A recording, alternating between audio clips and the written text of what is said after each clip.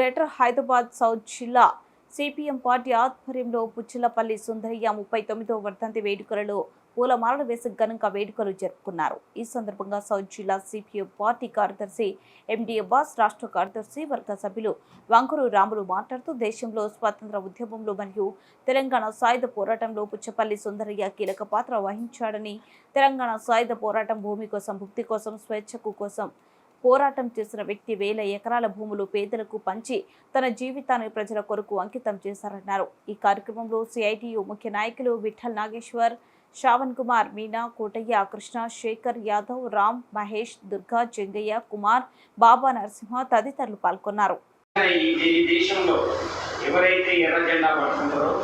ఎవరైతే పేదల పక్షాన పోరాడతారో వాళ్ళందరూ కూడా సుందరయ్య యొక్క వారసులు. వాళ్ళే ఆయనకు నిజమైనటువంటి అందరూ సుందరయ్య వారసులు.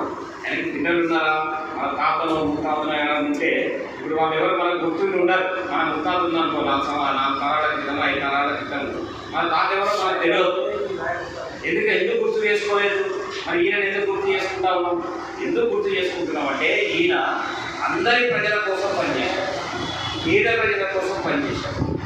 ఆకలి ఉండొద్దు, ఆకలి చావు ఉండకూడదని ప్రయత్నం చేశాడు. పేదరికం ఉండొద్దు అని చెప్పేసి ప్రయత్నం చేశాడు. ఇప్పుడు మన కార్మిక సంఘం పెట్టి అప్పుడే 1940-50 ఆ ప్రాంతంతోనే కార్మిక సంఘానికి ఆయన నాయకత్వం వహించాడు. కాబట్టి కార్మికులందరినీ సంఘటన చేసి కనీస వేతనాలు కావాలి, కార్మిక చట్టాలు కావాలి, దానికోసం పోరాటం చేశాడు. కూలీ పని చేసే వాళ్ళకి కూలీలను పెంచాలని పోరాటం చేశాడు. అందుకనే అలాంటి గొప్ప వ్యక్తి కాబట్టి ఈరోజు దేశవ్యాప్తంగా ఆయనను గుర్తు చేసుకుంటా ఉన్నాడు.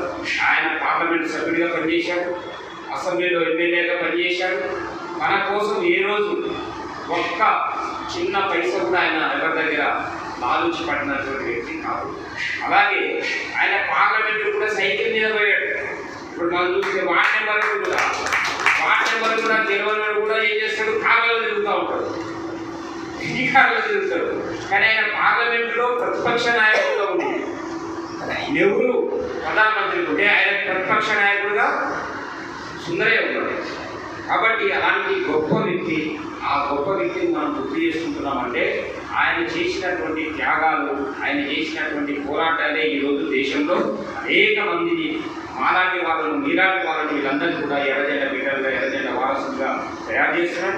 అందుకని మనందరం కూడా సుందరయ్య యొక్క స్ఫూర్తితోటి మనం కూడా ఎంతో కొత్త సమాజం కోసం, అంటే మన తోటి కార్మికుల కోసం, మన తోటి ప్రజల కోసం, మనలాగా బాధపడుతున్నటువంటి వాళ్ళని బాగు చేయడం కోసం మనం కూడా కొంత పని చేయాలి, కొంత ప్రయత్నం చేయాలి. ఆ రకంగా ఆయన స్ఫూర్తిని ముందుకు తీసుకుపోవాలని చెప్పేసి, మీరు తీసుకుపోతారని చెప్పేసి ఆశిస్తూ ఈ రోజు సుందరయ్య గారికి మరోసారి ఘనంగా